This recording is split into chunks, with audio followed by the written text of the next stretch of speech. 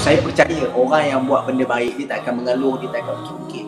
Niat dia satu, dia nak ajak orang untuk buat benda yang sama. Apapun dosa dan pahala bagi orang yang riak ataupun ikhlas bukan urusan manusia, bukan urusan netizen, tetapi urusan Allah Subhanahu wa taala. Al-fatur fi as-sabhi fi as-sabhi, al-ghada'u fi adh-dhuhri fi adh-dhuhri. Untuk soalan ni saya nak tanya, apakah hukum kalau kita tunjuk benda baik yang kita buat? Contohnya kita buat video atau bergambar masa kita sedekah atau bantu orang. Sebab ada yang cakap perbuatan ni tak elok sebab menunjuk, riak. Bila dia buat macam tu, dia buka aib orang yang dibantu tu. Ada setengah pula cakap elok je perbuatan tu sebab dia galakkan orang lain untuk berbuat baik. Sebenarnya dua-dua tu betul. Yang pertama, secara asas sedekah ni perlu disembunyikan. Sebab tu Nabi sebut tangan kanan memberi, tangan kiri tak tahu. Bermaksud setiap sedekah yang kita buat mestilah ada nilai ikhlas. Dan ikhlas ni bukan siapa-siapa boleh judge. Hanya Allah sahaja yang mengetahui ikhlas yang duduk dalam hati manusia. Yang kedua, sedekah yang kita buat secara terang-terangan, bantuan dan sumbangan yang kita buat secara jelas, adakah bantuan itu disebabkan kita nak tunjuk yang kita ni riak ataupun kita nak tunjukkan kita di takabur, maka itu berdosa. Tetapi kalau kita tunjukkan seperti mana Al-Quran sebut, kamu tunjukkan sedekah itu lebih baik bagi kamu. Sebab kenapa Al-Quran kata lebih baik? Sebab ramai orang akan terinspirasi dan ada motivasi dan ada semangat untuk melakukan kebaikan yang sama. Tapi mengikut jugalah perbuatan yang apa. Jangan pula perbuatan, contohlah kita semayang, tengah semayang tu kita pasang drone depan kita tu. Kan? Nak nampak rokok kita, nak nampak sujud, tak payahlah. Itu memang orang tahu orang semayang. Jadi kedua-dua ni sangat-sangat dibenarkan, sangat-sangat dibolehkan. Cuma bagi kedua-dua ni, kata Allah, qaulun ma'rufun wa maghfiratun khairun min sadaqatin yatba'uha azam. Kata-kata yang baik, kata-kata yang mendamaikan, kata-kata yang membawa kepada kebaikan, itu lebih kamu utamakan berbanding daripada sedekah-sedekah yang diikuti dengan ungkit-ungkitan, mengeluh dan sebagainya. Sebab itu, saya percaya orang yang buat benda baik, dia tak akan mengeluh, dia tak akan ungkit-ungkit. Niat dia satu je, dia nak ajak orang untuk buat benda yang sama, untuk sumbang dengan saluran yang sama. InsyaAllah itulah yang kita kena faham. So, nilai positif dalam kita memberi kebaikan ni yang kita nak timbulkan dalam minda masyarakat kita. Betul, sebab saya ada baca kat Ustaz, orang kata kita boleh tegur benda yang zahir, benda yang kita nampak kita tak boleh tegur. Dalam satu kalimah, nahnu nahkum bizawahir, kita menghukum sesuatu benda yang zahir, yang nampak.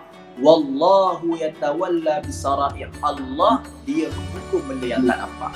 Jadi itu kaedah yang Nabi ajar pada kita. Apapun dosa dan pahala bagi orang yang riak ataupun ikhlas bukan urusan manusia, bukan urusan netizen, tetapi urusan Allah Subhanahu wa taala. Soalan seterusnya pasal Rohingya ni. Sebagai umat Islam, apakah tanggungjawab kita kepada bangsa Rohingya ni? Sebab ada yang kata yang diorang ni tak patut dibantu sebab kurang ajar, dan ada menimbulkan isu-isu yang kurang senang kepada rakyat tempatan kita ni. Macam mana tu Ustaz? Sebab ada orang macam, oh sebab dia sedara Islam tapi perangai dia macam ni pula. So macam mana tu? Apa tanggungjawab kita kepada bangsa Rohingya ni? Secara asas, tanggungjawab kita bersama dengan umat manusia apa dia? Innamal mu'minuna ikhwah fa aslihu baina akhawaykum. Ini Allah Ta'ala ajar, kita tak boleh nak tolak. Sesungguhnya orang beriman dengan orang beriman yang lain, kita antara orang Islam adalah bersaudara. Dan kamu mesti memperbaiki persaudaraan antara satu sama lain. Kalau dalam dirinya ada syahadah, ada akidah Islam, maka kita semua saudara, adik-beradik, sedarah sedaging. Cuma isu melibatkan Rohingya ni isu yang kita kena tafsirkan dan juga selesaikan dengan bijaksana. Dan dia tak boleh dibincangkan secara awam. Kita ni setakat boleh keluarkan pandangan. Mungkin di situ orang-orang Rohingya ni kita dah berikan sedikit perlindungan. Bagi perlindungan di tempat kita, dah bagi kerja. Cuma ada beberapa sifat-sifat yang mungkin tak kena dengan budaya kita. Yalah, orangnya lain, bangsanya lain, takkan boleh sama dengan budaya kita, betul tak? Jadi bagaimana kita nak pastikan mereka ni berada dalam rukun dan budaya yang sebenar yang diamalkan oleh orang Malaysia? Kalau boleh, bukan sekadar kita bagi bantuan berbentuk material, kita bagi bantuan berbentuk kursus Dia kena ikut apa sahaja bentuk pendidikan yang kita ajarkan. Cara nak berinteraksi, cara untuk berniaga dan juga cara untuk hidup di dalam negara berbilang kaum seperti ini. Kita tak boleh menjual agama saja, kerana agama kita bantu. Tetapi kita takut nanti dia juga boleh merosakkan imej dan nama agama Islam itu sendiri.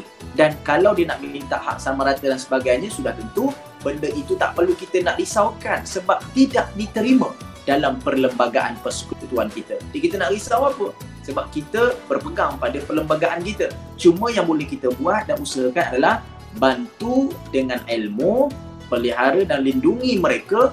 Janganlah kita hina sehina-hinanya. Yang nakal, yang problem, kita tangkap, kita didik, kita bagikan hukuman sewajar, yang baik, yang okey, yang mengikut saluran yang baik. Kita bantu mereka dengan cara sebaik. Wallahualam.